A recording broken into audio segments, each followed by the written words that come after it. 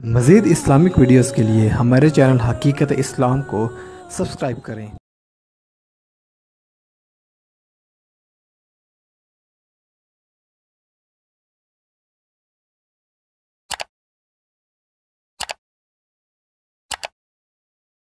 محبت نہیں مانگی بلکہ مودت مانگی ہے۔ فرمایا میرے محبوب کی اہل بیت سے محبت ہی نہیں بلکہ مودت کرنا۔ اور حضور نبی کریم صلی اللہ علیہ وآلہ وسلم نے بھی ارشاد فرمایا اے لوگو تم میں میری اہل بیت کی مثال ایسے ہی ہے جیسے نوح علیہ السلام کے زمانے میں ان کی کشتی تھی، جو کشتی نوح میں بیٹھ گئے وہ بچ گئے، غرق ہونے سے بچ گئے۔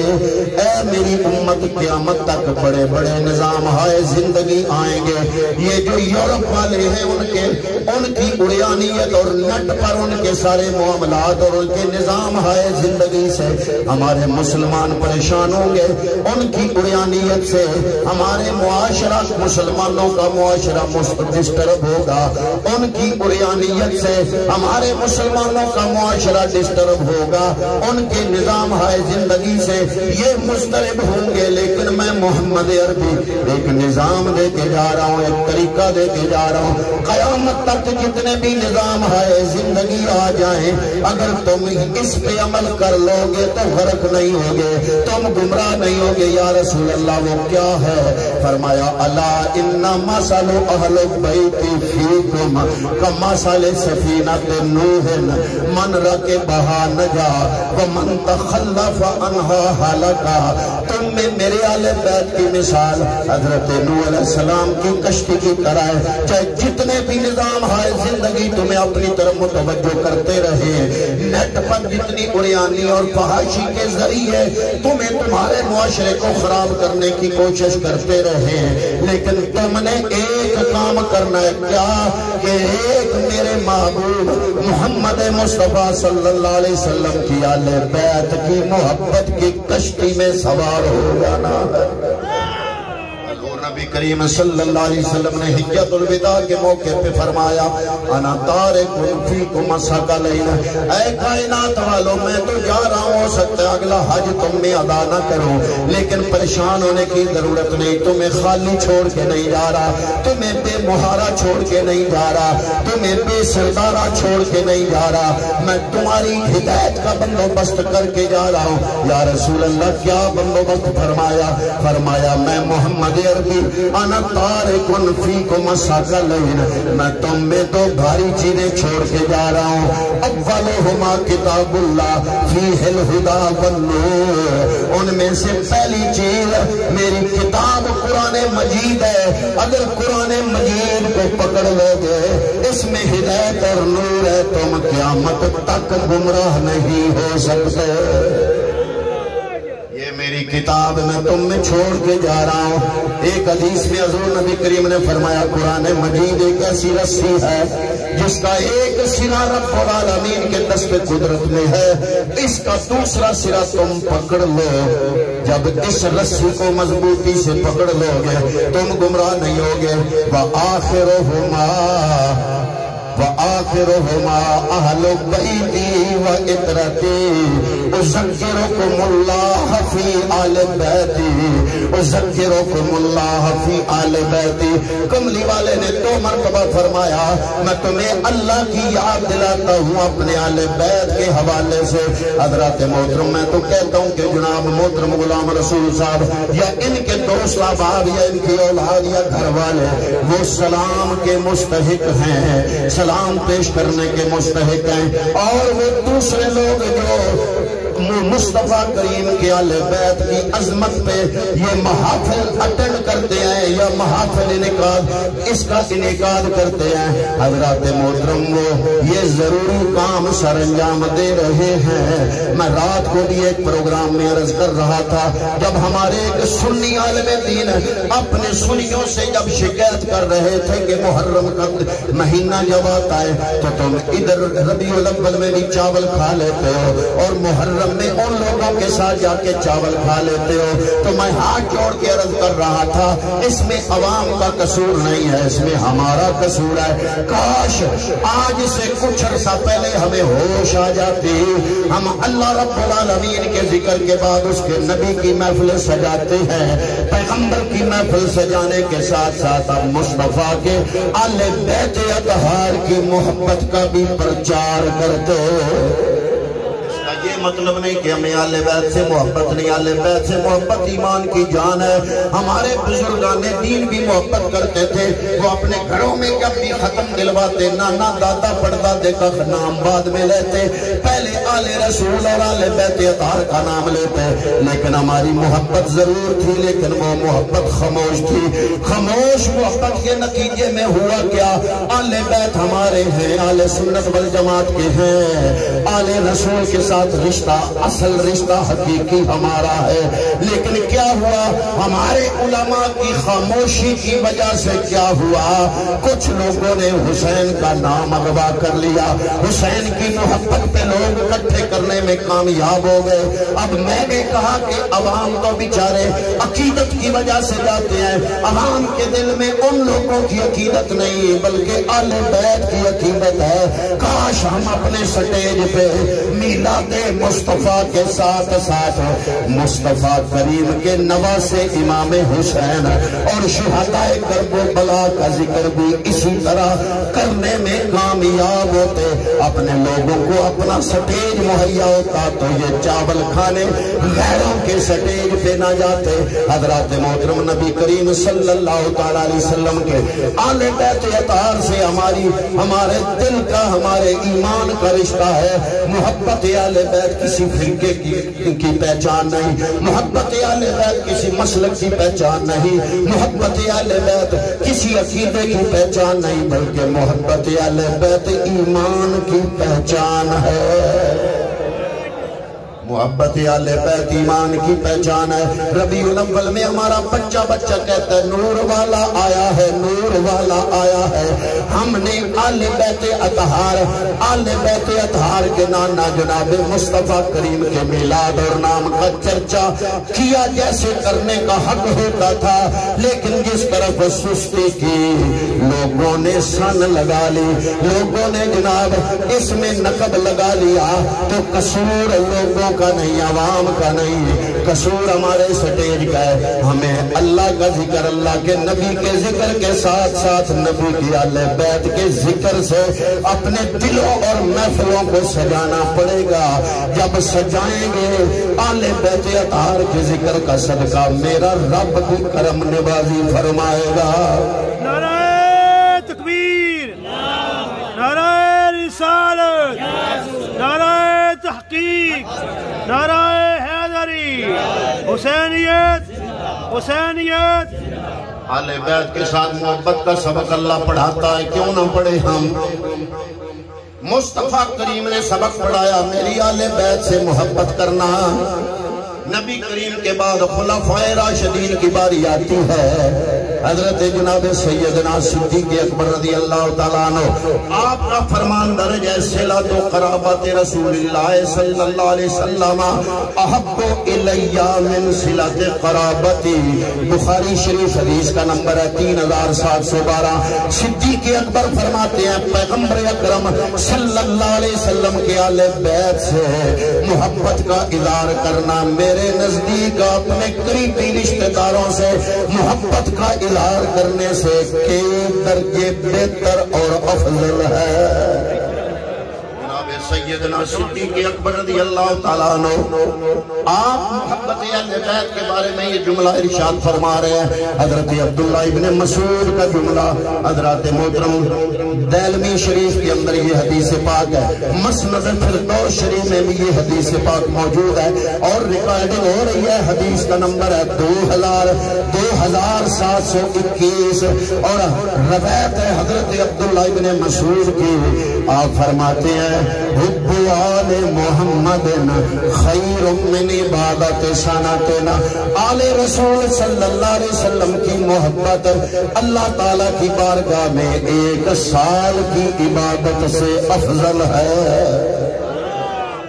ایک سال عبادت کرتا رہے، تہجد گزار بن جائے، روزے دار بن جائے، نمازیں پڑھتا رہے، جہاد کرتا رہے، پورا سال عبادتیں کرتا رہے، آل رسول کی محبت، آل رسول کی محبت ایک سال کی عبادتوں سے اللہ کی بارگاہ میں افضل ہو جاتی ہے۔ حضرت ابو ذر رضی اللہ تعالیٰ عنہ کی کیوں نہ روایت سناؤ، آپ نے فرمایا کہ وہ بندہ جو مقام ابراہیم اور خانہ کعبے کے دروازے کے درمیان ساری عمر بیٹھا رہا، دن کو نفل پڑھتا رہا، عبادت کرتا رہا، اور دن کو روزہ رکھا، رات کو ساری رات نوافل پڑھتا رہا، عبادت کر رہا ہے اللہ میں، بیت اللہ میں بھی اس جگہ جہاں پہ مقام ابراہیم سے لے کر خانہ کعبے کے دروازے کے درمیان جو جگہ ہے بڑی عظمت والی، وہاں بیٹھ کے عبادت کرنے والا اگر دل میں بغض آل رسول رکھتا ہے، حضرت ابو ذر غفاری فرماتے ہیں اللہ کی بارگاہ میں اس کا کوئی سجدہ بھی قبول نہیں ہوگا۔ پتہ چلا محبت آل رسول یہ سجدوں کی قبولیت کی چابی ہے، محبت آل رسول کی جان ہے، محبت آل رسول حضرات محترم یہ عبادات کی جان ہے۔ اگر عبادات سوکھی سوکھی عبادات کی جائیں، محبت آل رسول سے دل خالی ہو، اللہ کی بارگاہ میں وہ عبادتیں، وہ نفل، وہ روزے، وہ حج، وہ عمرے، وہ زکوٰۃ، وہ جہاد اللہ رب العالمین کی بارگاہ میں شرف قبولیت سے کبھی بھی نہیں نوازا جائے گا۔ جو عبادات محبت آل رسول کے بغیر کی جائیں گی، اگر محبت آل رسول ہو اور ساتھ عبادات ہو محبت آل رسول کے صدقے، اللہ رب العالمین بندے کی عبادات کو بھی اپنی بارگاہ میں شرف قبولیت عطا فرماتا ہے۔ محترم ہم تو اس امام کے ماننے والے ہیں، میں رات کو بھی عرض کر رہا تھا، امام اعظم ابو حنیفہ، جن کے بارے میں مشہور تو یہ ہے کہ حق میں وقت نے قاضی القضات کا عہدہ پیش کیا، آپ نے وہ عہدہ قبول نہیں کیا، قاضی القضات کا عہدہ جس کو چیف جسٹس کا عہدہ کہا جاتا ہے، آج کی اصطلاح میں جس کو چیف جسٹس کہا جاتا ہے، اس زمانے میں قاضی القضات نام تھا، آپ کو پیش کیا گیا، آپ نے قبول نہیں کیا، حق میں وقت نے جیل کے اندر کر دیا، لیکن علامہ محمد یوسف اسماعیل نبھانی رحمت اللہ تعالیٰ علیہ آپ نے لکھا، آپ نے فرمایا یہ صرف بہانہ تھا، یہ صرف بہانہ تھا، اصل وجہ اور تھی۔ امام اعظم ابو حنیفہ نے اپنے ہزارہ شاگردوں کو یہ فتویٰ جاری کیا تھا کہ امام ابو حنیفہ کے زمانے میں حضرت ابراہیم بن عبداللہ محض بن حسن مسنہ بن امام حسن مجتبہ، یعنی حسن مجتبہ کا پڑ پوترا امام ابو حنیفہ کے زمانے میں موجود تھا، اور امام ابو حنیفہ نے حاکم وقت کے مقابلے میں امام حسن مجتبہ کے پڑ پوترے کا ساتھ دینے کا حکم دیا اور فتویٰ جاری کیا، اور حاکم وقت کو جب پتا چلا تو اس نے صرف اس بنا پر امام ابو حنیفہ کو جیل کر دیا۔ روز کوڑے پڑھتے تھے میرے امام کو، جس امام کی فقہ پہ آج ہم نماز ادا کرتے ہیں، جس کی فقہ پہ ہم روزہ کھولتے اور افطار کرتے ہیں اور روزہ رکھتے ہیں اور ساری عبادات عمرہ اور حج ادا کرتے ہیں، قربانیاں، نکاح، طلاق کے مسائل جس فقہ کے مطابق ہم کرتے ہیں، اس فقہ کا جو امام ہے اگر وہ شہید ہوا تو وہ محبت اہل بیت میں شہید ہوا۔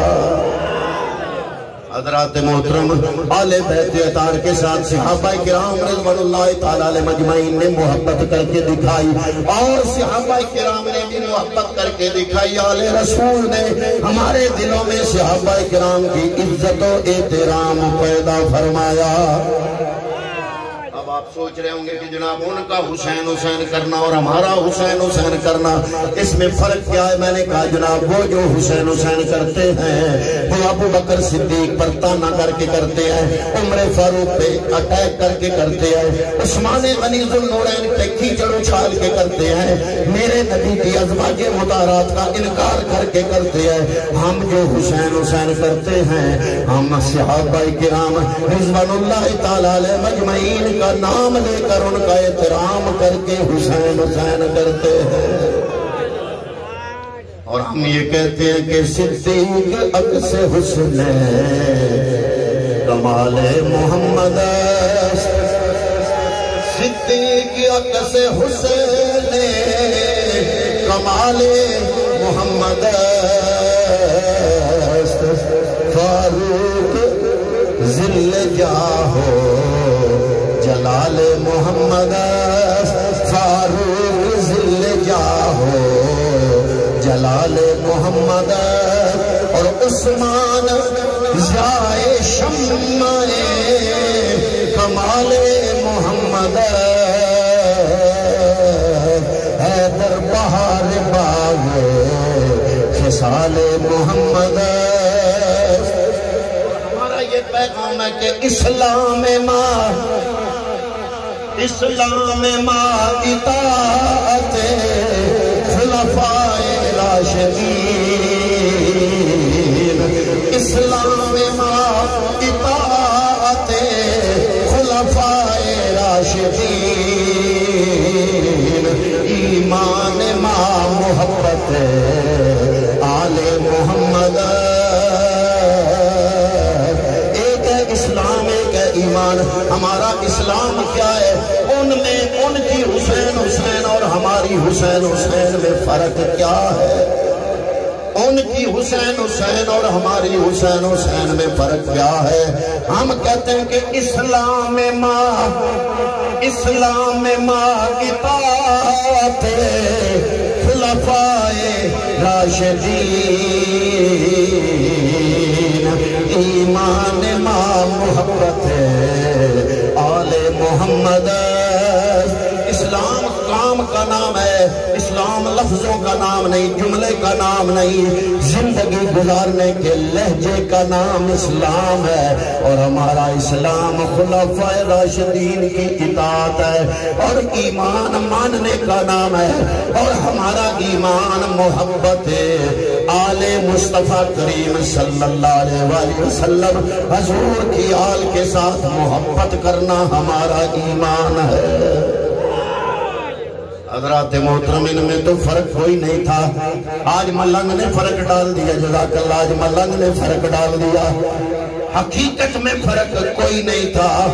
کیوں؟ اس لیے کہ حضرت مولا کائنات مولا علی المرتضی شیر خدا رضی اللہ تعالیٰ عنہ آپ کوفے کے منبر پہ بیٹھ کے خطبہ ارشاد فرما رہے ہیں. اہل تشیع حضرات کی کتاب ہے رجال کشی. ملا باقر کی، امام باقر کی روایت ہے. امام باقر سلام اللہ علیہ آپ روایت فرماتے ہیں کہ مولا علی خطبہ دیتے اچانک ہاتھ اٹھائے، اللہ کی بارگاہ میں دعا کی. اب مولا علی دعا کر رہے ہیں. مولا علی اللہ خطبہ دے رہے ہیں. خطبہ دیتے دیتے کوفہ کی مسجد میں خطبہ دیتے دیتے مولا علی نے ہاتھ اٹھائے، دعا کی اللہ کی بارگاہ میں. یا الہ العالمین، ہماری دعا ہے کہ ہمیں ہدایت یافتہ خلفائے راشدین کی صلاحیت عطا فرما. ہدایت یافتہ خلفائے راشدین کی صلاحیت عطا فرما. مجمع میں سے ایک بندہ اٹھا، وہ کہتا ہے آپ کے نزدیک وہ خلفائے راشدین جمع ہے خلیفہ راشد کی. خلیفہ راشد کہنا بھی ان کے لیے بڑے امتحان کا کام ہے. صرف خلیفہ راشد کہنا یہ بھی ان کے لیے بڑا مشکل ہے. کیوں؟ خلیفہ راشد کا معنی ہے حق سچ کا خلیفہ. خلیفہ راشد کا کیا معنی ہے؟ بولو. حق سچ کا خلیفہ. اور خلیفہ راشد کی جمع ہے خلفائے راشدین، وہ خلفاء جو حق سچ کے ہیں. جب مولا علی نے دعا کی خطبے میں کوفے کی مسجد کے اندر، یا اللہ ہمیں ہدایت یافتہ خلفائے راشدین کی صلاحیت عطا فرما. مجمع میں سے ایک بندہ اٹھا، کہتا ہے آپ کے نزدیک وہ خلیفہ راشد کون ہے؟ آپ کی آنکھوں میں آنسو آ گئے. فرمایا میرے دونوں دوست ہیں، ایک کا نام ابو بکر ہے، دوسرے کا نام عمر فاروق ہے. جب حضرت عبداللہ ابن عباس کی روایت آپ کی خدمت میں پیش کرنے لگا ہوں، جب عمر فاروق کا شہادت ہو گئی، انتقال ہو گیا، دنیا سے وصال ہو گیا، آپ نے شہادت کر لی، شہادت حاصل کر لی، آپ کی ڈیڈ باڈی پڑی ہوئی تھی، جسم مبارک، جسم اقدس پڑا ہوا ہے، سارے لوگ اکٹھے ہیں۔ اتنے میں عبداللہ ابن عباس کہتے ہیں میں بھی دروازے کے پاس کھڑا، سامنے میت مبارک جسد خاکی عمر فاروق کا تھا، میں دروازے کے درمیان میں کھڑا تھا، اتنے میں پیچھے سے کوئی بندہ آیا، اس نے اپنی کونی میرے دونوں کندھوں کے درمیان رکھی، اور دونوں کندھوں کے درمیان رکھ کے اس نے ایک جملہ بولا، اس نے کہا جانے والا ایسی زندگی گزار کے گیا ہے، اب ہمارے لیے ایسی زندگی گزارنا، ایسی مثال پیش کرنا بڑا مشکل ہو گیا ہے، اللہ جانے والے کے راستے آسان فرمائے۔ عبداللہ ابن عباس کہتے ہیں جس شخص نے اپنی کونی میرے دونوں کندھوں کے درمیان رکھی تھی، پیچھے سے آگے جملہ بولا، میں نے پیچھے مڑ کے دیکھا کہ یہ بندہ کون ہے۔ عبداللہ ابن عباس کہتے ہیں میں نے جب مڑ کے دیکھا تو وہ اور کوئی نہیں تھا، مولا علی المرتضی تھے۔ وہ کون تھے؟ مولا، بولیے کون تھے؟ مولا علی المرتضی تھے۔ کون کہتا ہے کہ ہم تم میں جدائی ہوگی، کون کہتا ہے کہ ہم تم میں جدائی ہوگی، یہ ہوائی کسی دشمن نے اڑائی ہوگی۔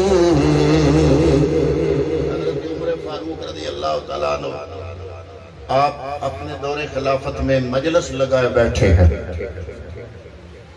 اتنے میں حضرت عبداللہ بن عمر آئے،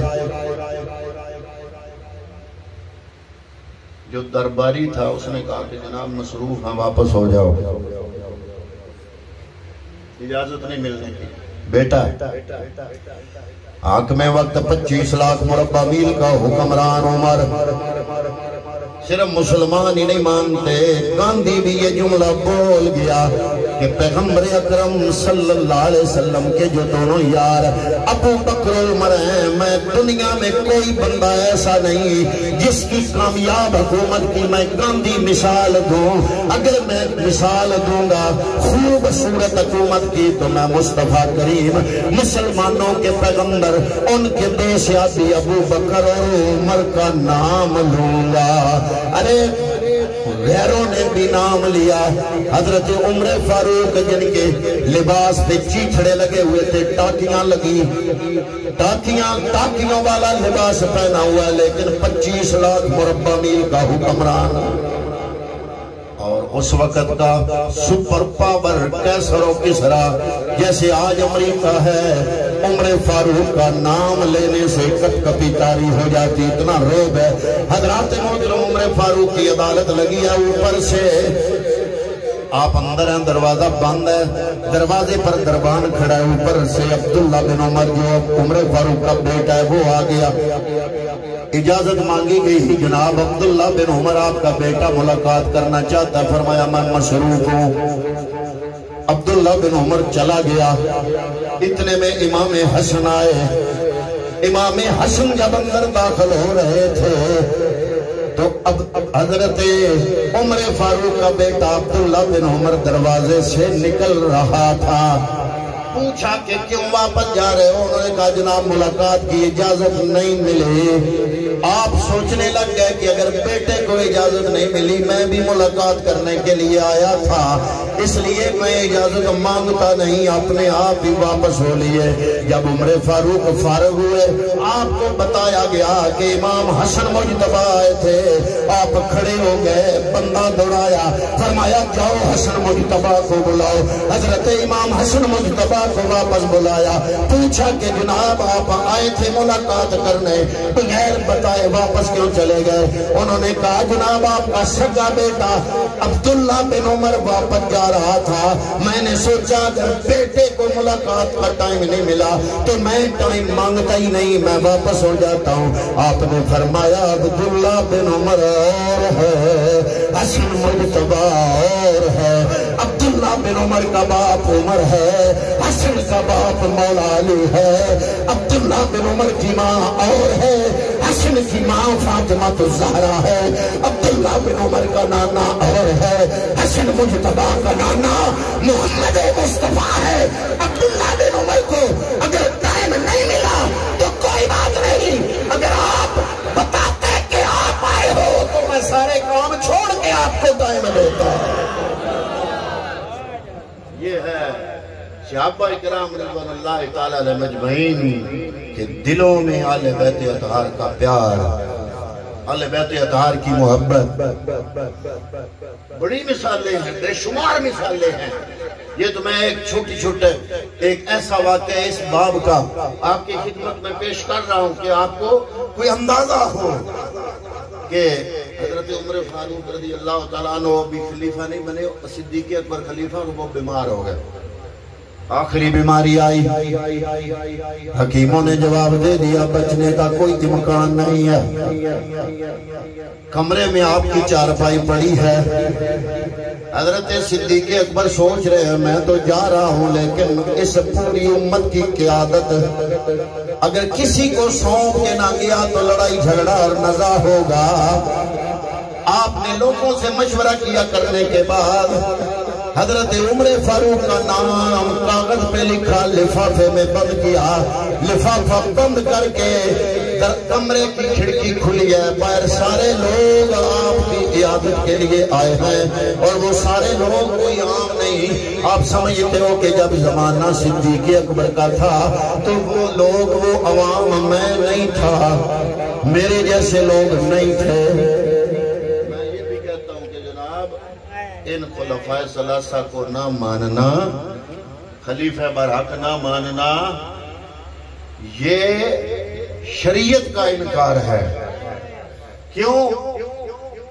اس لیے کہ کوئی ایک صحابی کوئی مسئلہ بیان کر دے نا حدیث میں تو آپ کہتے ہیں فلاں صحابی نے کہہ دیا، اور جب جس کی خلافت پہ وہ معاشرہ جو مصطفیٰ کریم نے ترتیب دیا، ایک صحابی نہیں سارا مدینہ صحابہ تھے، اور سارے صحابہ جس ایک بندے کے خلیفہ بننے پر متفق ہو گئے اس بندے کو خلیفہ نہ ماننا گویا صحابہ کے اجماع کا انکار ہے۔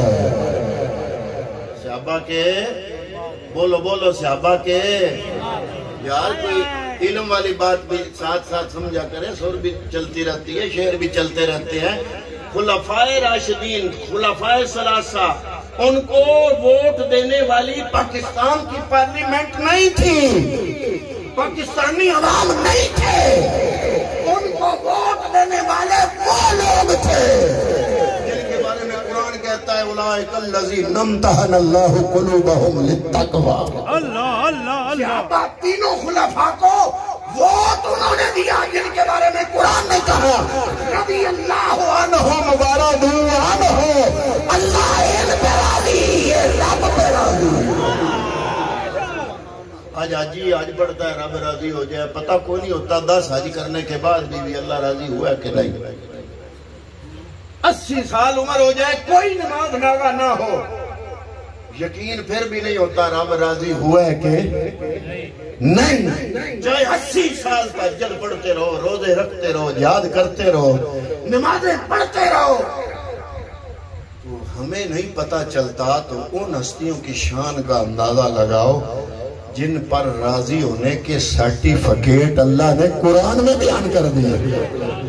فرمایا والسابقون الاولون من المہاجرین والانصار والذین اتبعوہم بإحسان رضی اللہ عنہم ورضوا عنہ۔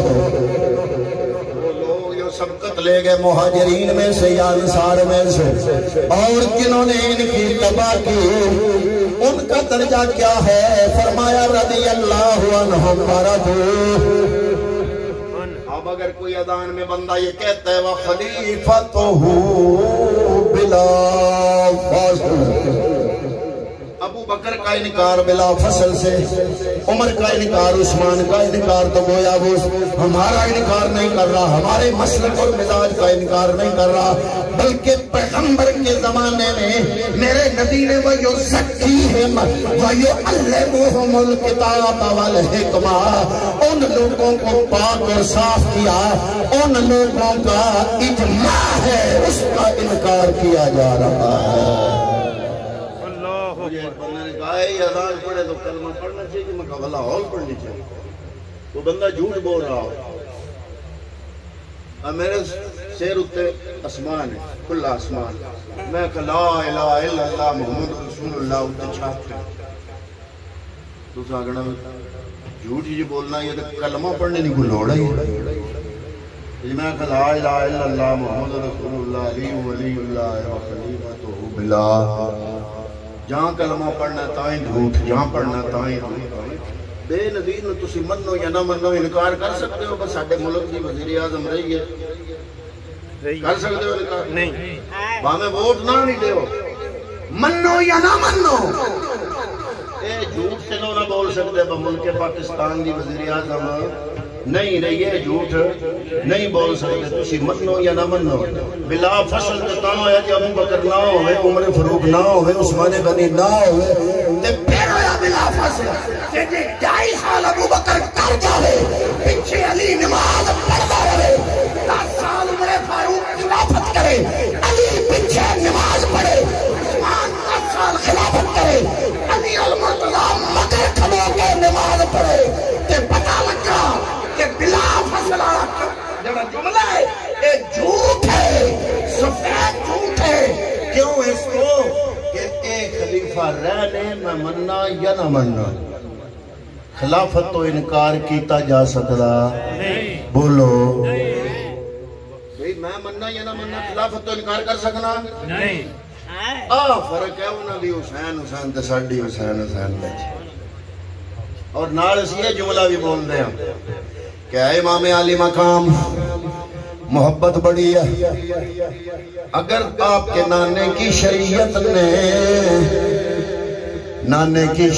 نے سینہ کو بھی سے منع نہ کیا ہوتا، زنجیر زنی اور نوح خانی سے آپ کے نانے کی شریعت نے منع نہ کیا ہوتا تو سب سے زیادہ سینہ کو بھی ہم کرتے۔ محبت بڑی ہے لیکن وہ کام نہیں کرتے جن کاموں سے نانے کی شریعت نے منع کیا ہے۔ حضرات محترم، ایک ہوتا ہے غم، ایک ہوتا ہے سوگ۔ بات سمجھانے والی سمجھاؤں گا، یہ سمجھنی چاہیے۔ ہماری شریعت مصطفیٰ میں سوگ صرف 3 دن ہوتا ہے، بولو کتنے دن؟ سوگ صرف ایک ہوتا ہے سوگ، ایک ہوتا ہے غم۔ سوگ منایا جاتا ہے ارادے سے، غم منایا نہیں جاتا۔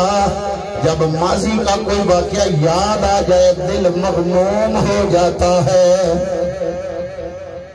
جب نبی کریم صلی اللہ علیہ وسلم کے پاس خبر آئی کہ یا رسول اللہ آپ کا نواسہ حسین شہید کیا جائے گا، آپ کی آنکھوں سے آنسو آ گئے۔ حسین کی شہادت کا واقعہ سن کر غم سے آنکھوں میں آنسوؤں کو آ جانا، یہ سنت مصطفیٰ ہے، یہ غم ہے، یہ سوگ نہیں ہے۔ سوگ وہ ہے جو ارادے سے منایا جائے، جو تکلفاً منایا جائے، ارادے سے منایا جائے۔ حضرات محترم، چونکہ وہ واقعی بڑا دردناک ہے، اگر کوئی عالم دین بیان کر رہا ہو صحیح روایات اور وہ سن کے آنکھوں میں آنسو آ جائیں تو وہ غم ہے، وہ سوگ نہیں ہے۔ اس کا غم کا، آنسوؤں کا آ جانا یہ سنت مصطفیٰ ہے، اور سوگ مصطفیٰ کی شریعت میں صرف 3 دن ہے۔